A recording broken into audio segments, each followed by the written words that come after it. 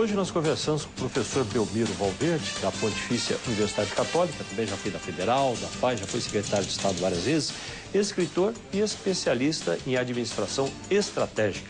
Professor Belmiro, a nossa representatividade política, como é que anda? Porque, afinal, a gente depende do governo federal, depende de todo desse relacionamento que o Estado consegue ou não estabelecer. Olha, a representatividade, né, Vili? Você que é um estudioso da história do Paraná, sabe que sempre foi um calcanhar de Aquiles paranaense, né? Nós nunca tivemos uma presença muito forte na área federal. Nós tivemos momentos de grande presença na área federal e muito bem aproveitados. Você lembra no governo do presidente Geisel, por exemplo, que nós tivemos como ministro Ney Braga, como presidente do BNH, depois da Eletrobras, o Maurício Schumann, presidente da Caixa Econômica e depois do Banco do Brasil, o Carlos Schibiter. Essas pessoas todas deram uma enorme contribuição para o Estado. Na época, eles eram pessoas que eram alavancas de investimentos, elas eram abridoras de porta, porque você ia a Brasília para falar com a autoridade, o Carlos pegava o telefone, o Maurício pegava o telefone. Ligava, olha, fulano, atenda fulano, que é nosso amigo lá do Paraná, está precisando. O Ney Braga fazia isso com muita desenvoltura, mas foram momentos, né? E você sente claramente que hoje em dia você não tem mais aquela vinculação entre a bancada federal, por exemplo, e o executivo estadual.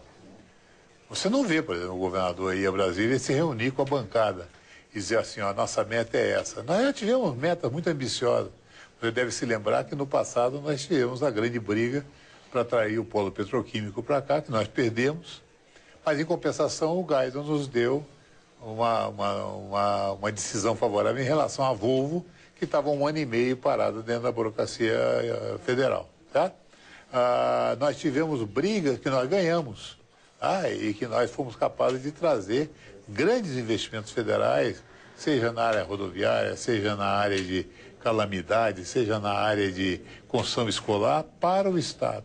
Agora, eu vejo com muita preocupação exatamente isso. Hoje em dia, os deputados federais, os senadores e o executivo, eles estão assim separados como diria um químico, em suspensão coloidal. Né?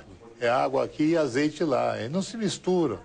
Então, o deputado federal acaba virando um grande despachante, é o cara que leva o prefeitinho lá para não sei o que e tal, faz discursos e visita os ministérios, e o executivo, ele se aproxima de uma forma muito tímida do governo federal. E, de novo, essa aproximação não é uma aproximação de simpatia, é uma aproximação de resultados. O que você pode levar?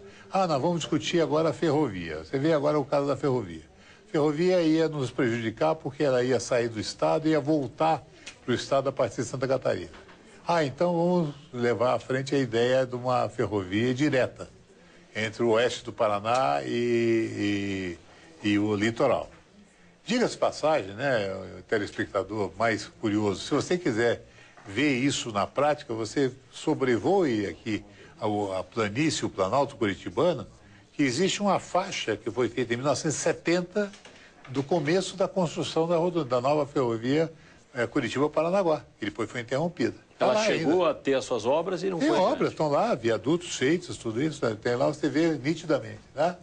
Então, é preciso que você chegue. Mas aí você diz, eu consegui a simpatia do governo federal para isso. Mas entre a simpatia e a decisão de fazer, como eu falei, vão 3 anos. Que agora tem que fazer o estudo, depois tem que fazer o RIMA, depois tem que fazer o EIA, depois tem que submeter o Ministério Público porque o papagaio do peito roxo, não sei o quê, e essas coisas todas. Né? O governo tem falado aí de um trabalho de, dentro do possível, duplicação a partir de negociação com as empresas concessionárias nos trechos mais importantes, um plano diretor para o litoral, ativar o porto de Pontal e fazer essa ligação ferroviária do oeste até os portos além da BR-101, que é interrompida no Paraná, e subiria de Garuva em direção aos portos, fazendo uma ligação e dando uma viabilidade econômica para exportação. Mas, para lembrar, um exemplo, o Paraguai não exporta mais por aqui desde o governo anterior, o Requião por causa dos transgênicos, para dar um exemplo. E aí, isso tudo é perda econômica. Professor, como é que é isso também? É coisa para longo prazo, então? Não, eu acho que isso aí é coisa para 10 anos, 15 anos. Eu acho que você não pode falar em novo porto, não pode falar em revitalização do porto sem mexer em toda a malha logística em direção ao porto. Tá? Quer dizer, atualmente você tem um grande estrangulamento que é exatamente a ligação Curitiba-Paranaguá, que é a ligação do tempo dos irmãos Rebouças, dos engenheiros Rebouças. Quer dizer, é inacreditável que você imagina, é como um grande funil. Você pode trazer grandes cargas do oeste paranaense e até do Mato Grosso e até do Paraguai, mas eles vão estrangular-se na passagem da Serra do Mar. Né?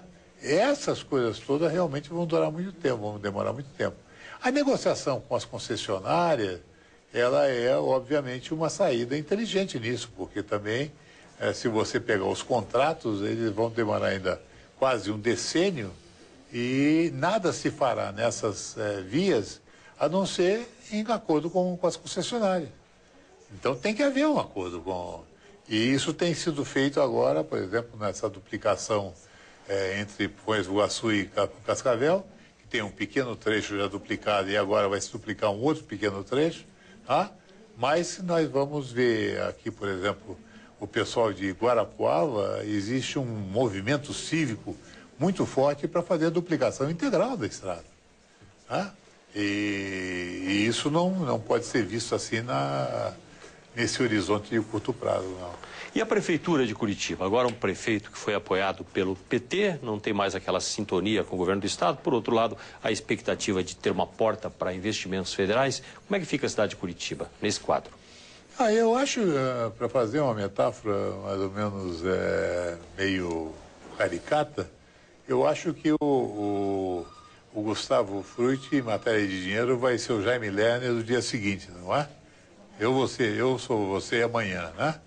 Porque na época do Jaime houve realmente aquilo que nós estávamos falando, uma grande ajuda do governo federal ao município de Curitiba, né?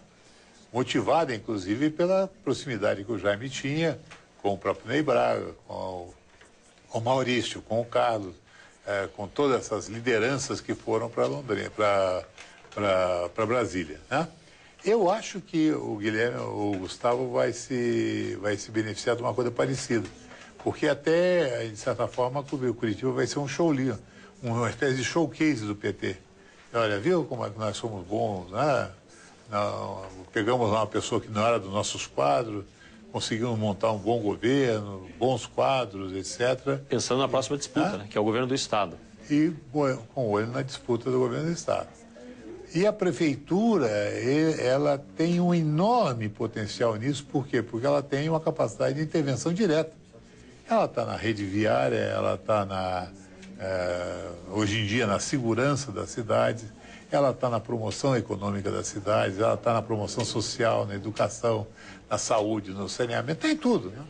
Agora, me parece, né, Vili, que o grande desafio do Gustavo na Prefeitura vai ser exatamente organizar o que hoje em dia é uma mega corporação, porque a Prefeitura hoje em dia é um volume de interesses colossais. Anteriores já que vem que ele vai herdar. Da Prefeitura atual e que ele vai ter que enfrentar esse pessoal. Transporte coletivo, todos conhecemos. Lixo, carro alugado, milhares de carros alugados, né? E a pergunta é se nós precisaríamos de tantos carros alugados, né? A Urbis, que é um tentáculo, houve uma época que a Urbis, não sei, é capaz até agora seja assim, estourava até pedalinho no lago no tanque do Parque Barigui, né? Então você tem aí, depois você tem táxi, depois você tem isso. Então são grandes interesses, né? E eu acho que se ele não for capaz de ter pulso firme em relação a essas corporações, ele vai ter grandes problemas. Tá? Deixa eu dar um exemplo bem concreto, que todo mundo está vivendo isso. Curitiba é uma cidade que hoje em dia você não consegue pegar um táxi em certas horas do dia. Você pode estar com o teu filho morrendo, mas se você depender de um táxi, você não consegue. Mas por quê? Porque a corporação não deixa ampliar o número de táxis. Curitiba, mais ou menos, é uma coisa ridícula. A população triplicou em 20 anos e o número de táxis cresceu muito menos que isso. Professor, a educação, que é a sua dedicação agora principal, pensando em crianças carentes da periferia, através da escola que o senhor criou, como é que está? Tem algum projeto aí para o final de ano, alguma forma que as pessoas possam participar?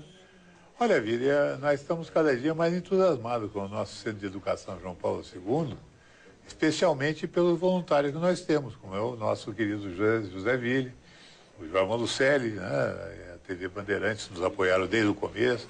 Então, o projeto está indo muito bem, nós estamos agora com 225 crianças, vamos para 260 crianças no ano que vem. Os resultados educacionais são magníficos e os resultados esportivos também. Imagina que a meninada do Karatê já ganhou 9 medalhas de ouro e prata e bronze no torneio nacional. Agora, como toda obra social que não depende de governo e não quer depender, que é o nosso caso, nós somos pobres soberbos nesse aspecto, nós estamos sempre matando um leão por dia. Então, nesse fim de ano, nós estamos fazendo uma campanha de Natal realmente para estimular as empresas e as pessoas a trocar a prática de mandar brindes ou pequenas lembrancinhas por fazer uma doação que será comunicada às pessoas que eles querem homenagear. Tá? E essa campanha está sendo muito bem recebida e nós esperamos que, efetivamente, quanto mais gente puder aderir, nós ficaremos mais felizes ainda. É uma ideia inteligente, porque no final do ano cada um recebe 30 agendas que não vai usar, isso em cada empresa. E aí, se o brinde vir alguma coisa útil para ajudar uma criança, é um grande passo. Olha, eu vi uma vez um empresário receber uma garrafa de vinho, aliás, um belíssimo vinho, e ele me disse assim, ele não era exatamente uma pessoa que conhece vinho, nem eu, mas eu conhecia um pouquinho mais que ele, e ele diz assim, Brunello de Montaltina, esse troço deve dar uma dor de cabeça louca, né? Tenho vontade de dizer, então me dá que eu tomo em casa, porque é isso mesmo. Hoje em dia ninguém usa mais agenda, que tem agenda eletrônica, e ninguém bebe os vinhos que recebe com medo que ele dê dor de cabeça. Então, faça uma coisa mais imaginativa, faça uma doação, entre lá no nosso site www.joaopaulosegundo.org.br e vocês vão ficar muito felizes de juntar o festejo do fim de ano com a solidariedade. Muito obrigado, professor, pela participação. Obrigado a você pelo teu convite. Muito obrigado. Muito obrigado a você também que acompanhou o programa.